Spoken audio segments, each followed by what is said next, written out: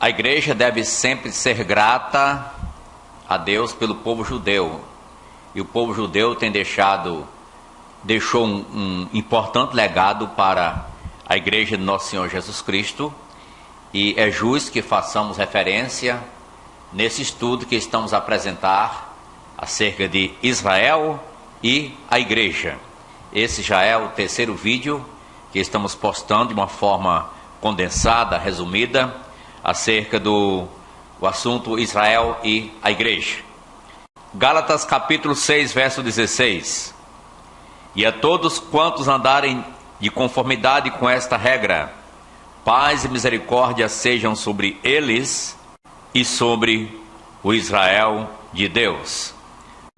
Bom, então vamos dar sequência falando sobre Israel e a igreja, e hoje faço questão de traçar um pouco o paralelismo aí, que contrasta ambos, né? Israel e a igreja.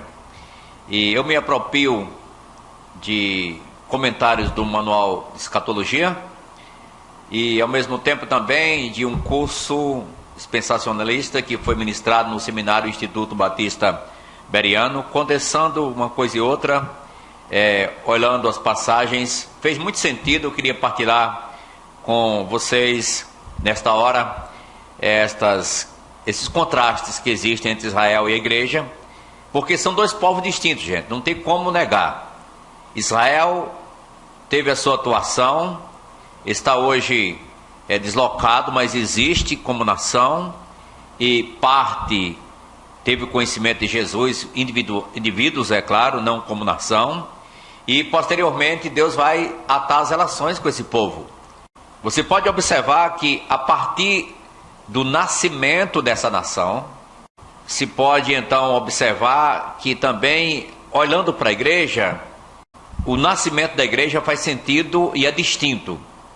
Através do nascimento físico, as pessoas que formam a nação judaica tornaram-se filhos de Abraão, através do nascimento físico, são judeus, são parte desse povo, e trazendo essa realidade para a igreja, a gente pode lembrar as palavras do Senhor Jesus, quando relata: se alguém não nascer de novo, não pode ver o reino de Deus. Então, no tocante aos judeus, há um relacionamento físico que traz um relacionamento. No que se refere à igreja, há um nascimento espiritual que traz também um relacionamento. João 3, verso 3 e 5, deixa muito claro. E o verso 7, não te admire de eu te dizer, importa-vos nascer de novo. Realidades para o período novo testamentário. Em um segundo lugar, tem uma outra diferença entre Israel e a igreja, através da nacionalidade. A nação de Israel. Israel é uma das nações do mundo, gente.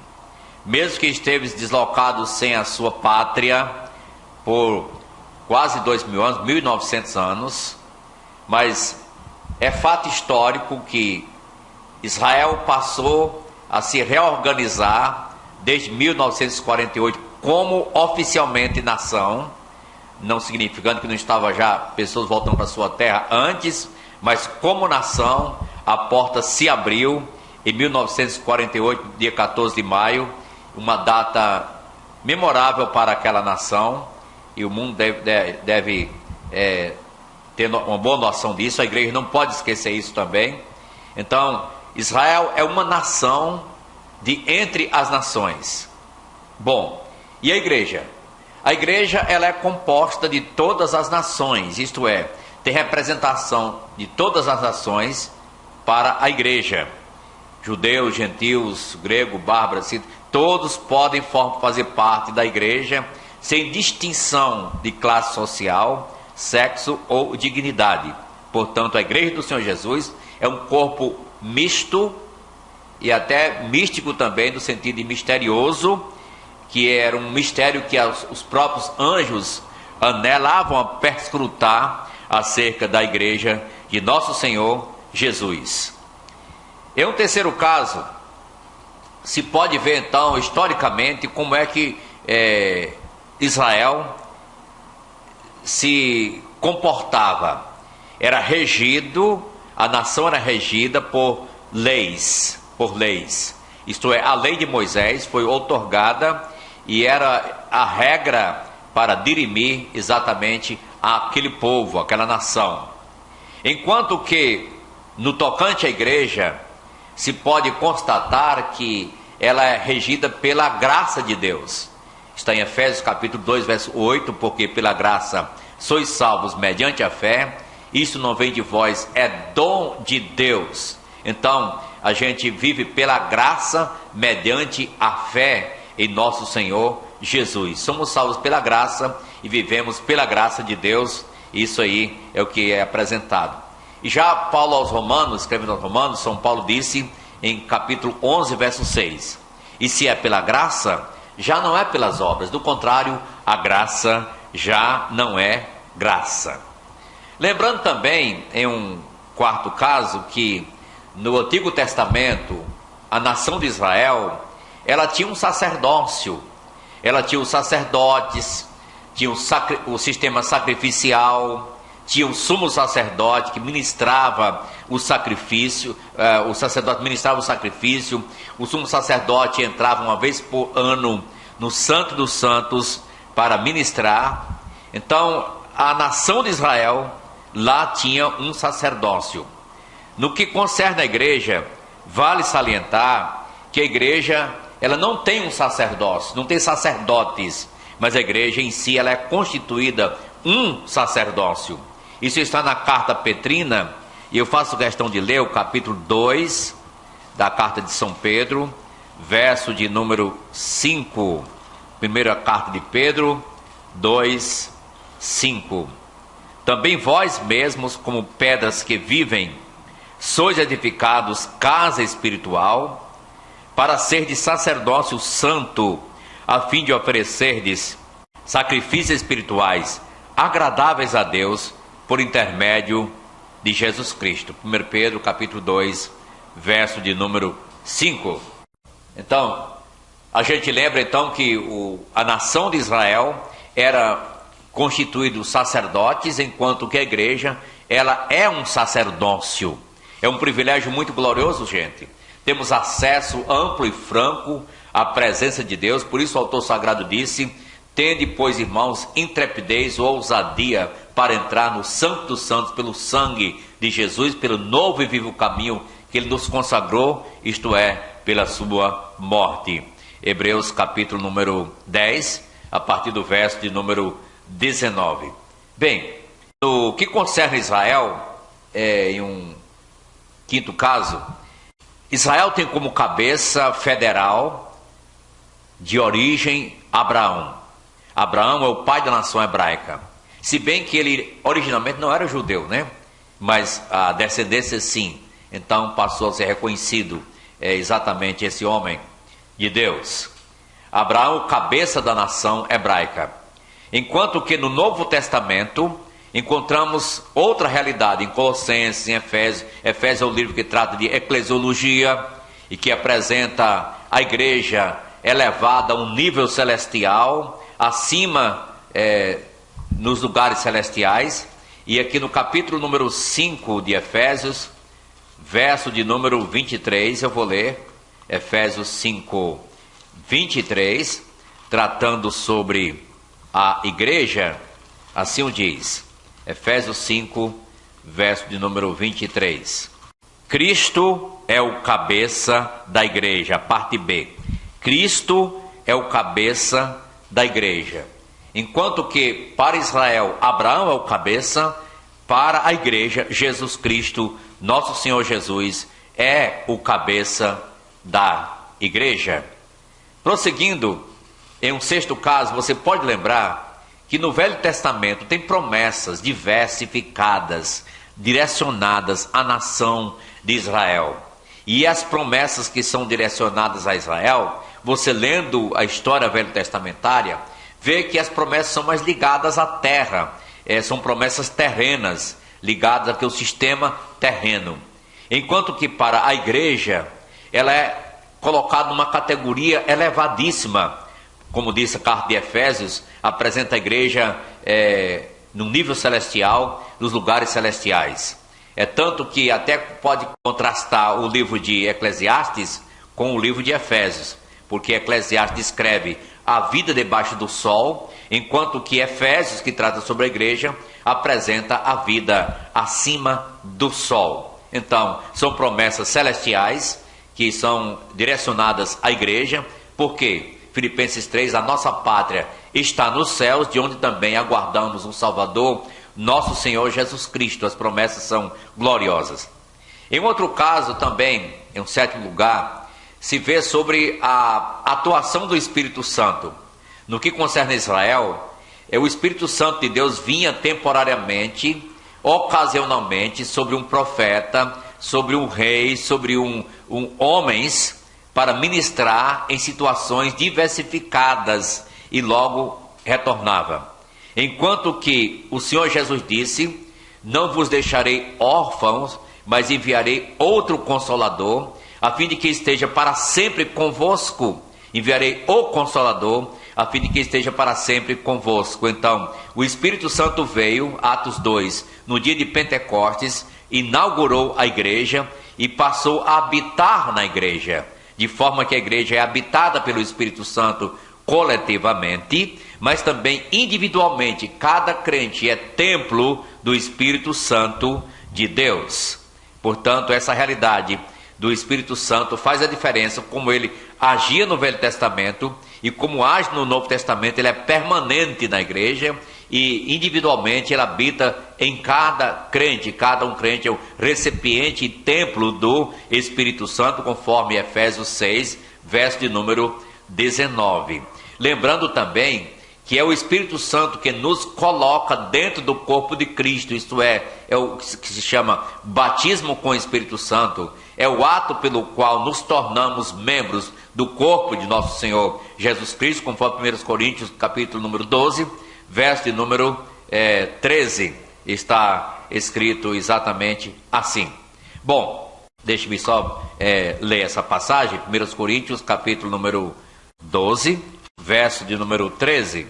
Pois em um só Espírito todos nós fomos batizados em um corpo, quer judeus, quer gregos, quer escravos, quer livres, e a todos nós foi dado beber de um só Espírito. Então o Espírito Santo coloca o crente dentro, como membro do corpo de nosso Senhor Jesus. Eu quero trazer também uma outra analogia que está apresentada, em um oitavo caso, que trata sobre o casamento, o matrimônio. Nesse contexto, você há de convir que Israel é distinto da igreja, porque Israel é reconhecido no Antigo Testamento como a esposa de Deus, enquanto que no Novo Testamento a igreja é a noiva do Senhor Jesus Cristo. Veja, eu deixo somente uma passagem, tem várias no Velho Testamento, você pode ver isso, mas eu quero ler Isaías capítulo 54, Isaías 54, lerei versos 5 e 6, Isaías: porque o teu Criador é o teu marido, o Senhor dos exércitos é o seu nome, e o Santo de Israel é o teu Redentor. Ele é chamado o Deus de toda a terra. Porque o Senhor te chamou como a mulher desamparada e de espírito abatido, como a mulher da mocidade que fora repudiada, diz o teu Deus. Isaías 54, versos 5 e 6. Esse tom muda completamente quando se trata da igreja do Senhor Jesus e o Novo Testamento. E eu lerei na segunda carta aos Coríntios, capítulo número 11, verso de número 2. Porque zelo por vós com zelo de Deus, visto que vos tenho preparado para vos apresentar como virgem pura a um só esposo, que é Cristo. A igreja é a noiva de Jesus. E Cristo, então, é o noivo da igreja. E então, você pode ver que no Velho Testamento, Israel era a esposa de Deus. E no Novo Testamento, a igreja é a noiva de nosso Senhor Jesus. No setor escatológico ou profético, no que se trata do futuro, Israel segundo a Bíblia, vai enfrentar um julgamento. É claro que vai. Mesmo que já está acontecendo, pode dizer assim, estão sofrendo as consequências de sua desobediência e rebeldia, mas Israel sofrerá um julgamento futuro no que concerne a grande tribulação, sobre a qual o Senhor Jesus Cristo falou, que nesse tempo haverá grande tribulação, como desde o princípio do mundo até agora não tem havido, nem haverá jamais. Está em Mateus capítulo número 24, verso 21. Então, o julgamento que vem para Israel, Mateus 25, haverá um julgamento das nações. Haverá um julgamento das nações e os judeus que forem salvos vão entrar para o reino, os demais não. Os salvos entrarão para o reino. Bem, enquanto que no que concerne a igreja, não haverá julgamento para a igreja. Foi Jesus quem o disse, gente. Quem ouve a minha palavra e crê naquele que me enviou, o que acontece? Tem a vida eterna. Não entrará em condenação, o juízo, o julgamento, mas passou de onde? Da morte para a vida. São Paulo reitera, Romanos 8:1. Agora, pois, nenhuma condenação há para os que estão em Cristo Jesus. Então veja que há uma grande diferença. Israel experimentará julgamento, a igreja não. Mas o ministério de Israel e o ministério da igreja tem alguma diferença? Israel foi posto para ser uma influência para as nações da terra. Isso fica bem claro em Gênesis 12, quando Deus escolhe a Abraão. A igreja é constituída uma agência missionária desde a sua fundação, uma agência de missões estrangeiras até, pode-se dizer assim.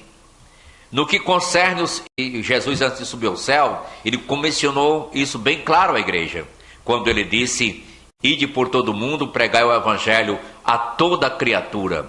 Em Atos capítulo 5, capítulo 1, verso 8, recebereis o poder ao descer sobre vós o Espírito Santo e ser-me-eis testemunhas, tanto em Jerusalém como em toda a Judéia e Samaria e até os confins da terra.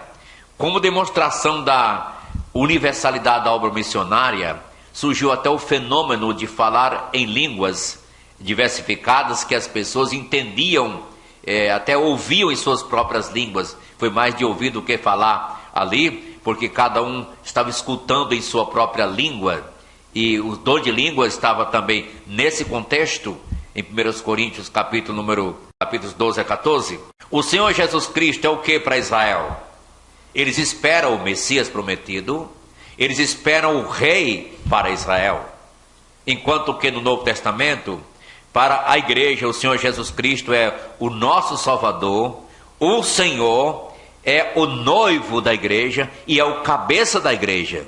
Isso é distinto, temos lido a passagem, não preciso repetir, mas lembra que Jesus é o noivo da igreja, é o cabeça da igreja, então é quem rege a sua igreja, ele é o nosso pastor, quem vai na frente e que devemos segui-lo.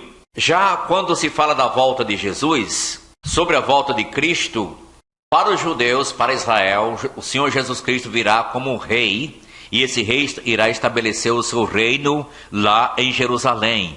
E ele reinará na sua própria terra. Israel habitará na sua terra. E ele vai trazer até todos que estão fora do seu habitat para a sua terra, para ali estar. Vai mandar os anjos ir buscar. Vai reunir os seus escolhidos de uma a outra extremidade da terra. Seus judeus voltarão para a sua terra. Mateus 24, verso de número 31. Enquanto que para a igreja ele vem buscá-la para uma realidade celestial, para as bodas do casamento. Acontecerá o casamento do noivo com a noiva nos céus, na casa do Pai, como era o costume dos casamentos velho-testamentários. É distinto, não é? E por último, lembrando que o Senhor Jesus, ele deu 2 discursos antes de partir aqui da terra. Um falando para os judeus. Ele falou sobre Jerusalém, que mata os profetas e apedreja os que foram enviados, que como ele quis juntar os seus filhos como uma galinha junta os seus pintinhos debaixo de suas asas, mas eles não quiseram. Vossa casa ficará deserta, disse Jesus.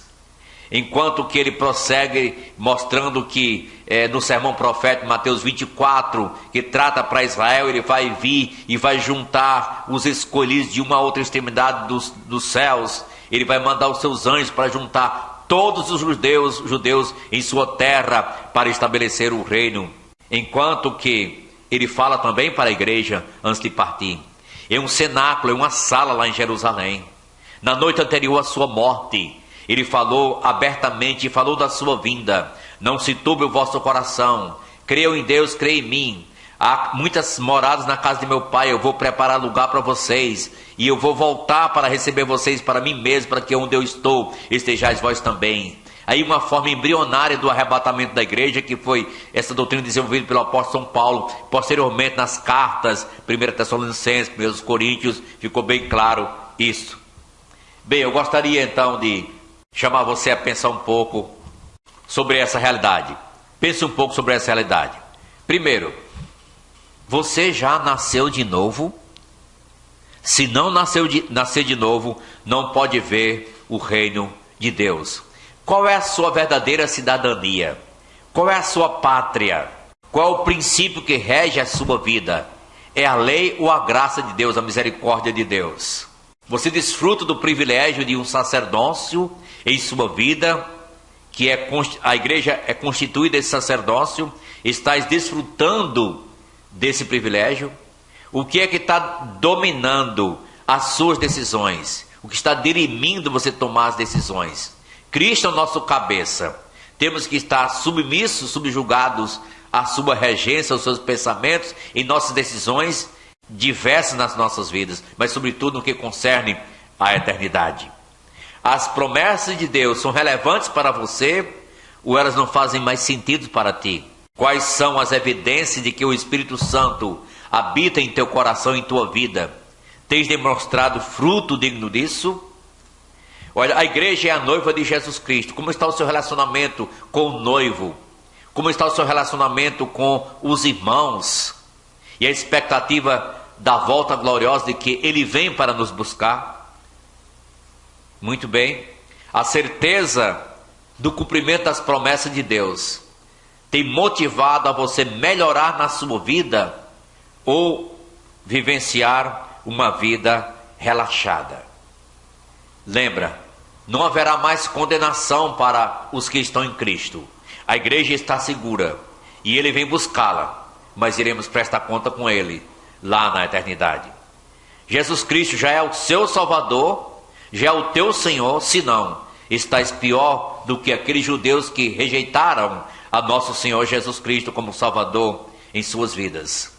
A promessa da volta de nosso Senhor Jesus Cristo para nos levar para si faz sentido para você? Ou essa doutrina não tem mais lugar em seu coração? A igreja primitiva vivia na expectativa gloriosa da volta de Jesus a qualquer momento, ao ponto da igreja apostólica poder dizer: Maranata, vem Senhor Jesus. Reflita nesse assunto, Israel, a igreja, e veja onde você está se colocando, onde te cabe. Jesus chama e quer que você faça parte deste pedaço para uma nova realidade em tua vida e em teu coração. Amém? Muito obrigado pela sintonia de estar nos acompanhando nesta oportunidade no estudo Israel e a Igreja, parte número 3.